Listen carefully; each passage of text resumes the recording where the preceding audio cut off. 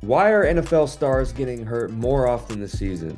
We dive into the causes and what it means for the league. Plus, we'll go over our two-star matchups of the week coming up next on Full Sail Live.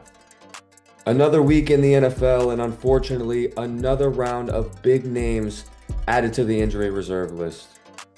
Aiden Hutchinson, Christian McCaffrey, Tua Tagovailoa, and Rashee Rice. Just a few of the stars whose seasons have been impacted recently by injuries. It raises a crucial question. Why are we seeing an uptick in major injuries across the league? I mean, it just seems like more and more players are going down weekly. And it's leaving teams to scrap and scramble and change their game plans every single week. It's messing teams up. It's ruining bettors. It's ruining fantasy teams. It's got analysts, fans alike wondering what's going on, what's happening. There's a whole list of reasons and factors as to why players are getting injured so much. And sports physician Jesse Morse gave a few reasons as to why he believes the recent injury trend is so prevalent. Most of the guys that play in preseason aren't even on the rosters anymore, right? They're not even NFL players. So it's like, what are we doing here? And then we saw a couple hip drop tackles again, Cooper Kupp and Joe Mixon. Those are the two that I happen to see blatantly obvious or relatively blatantly obvious. And then, I think that whether or not they want to admit it, I think the turf does play a role. I think the travel plays a role. Think about flying 10 and a half hours to Brazil and then 2 days later flying basically back. You almost lose 2 whole days of rest, training, rehab, so on and so forth.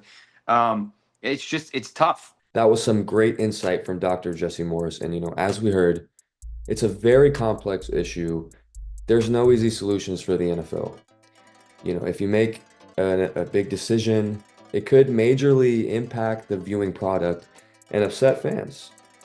But moving forward, player safety has to be a major concern for the NFL. And we'll continue to monitor injuries moving forward as the season goes on.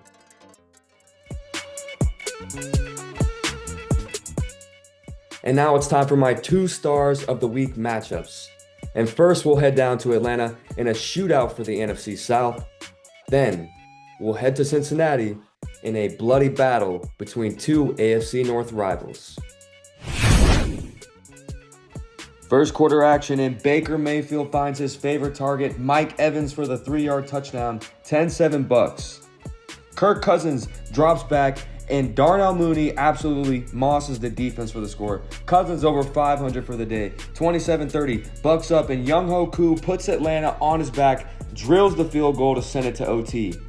Falcons' first drive, and Kadarrell Hodge with the play of the game, absolutely putting the dagger in this one.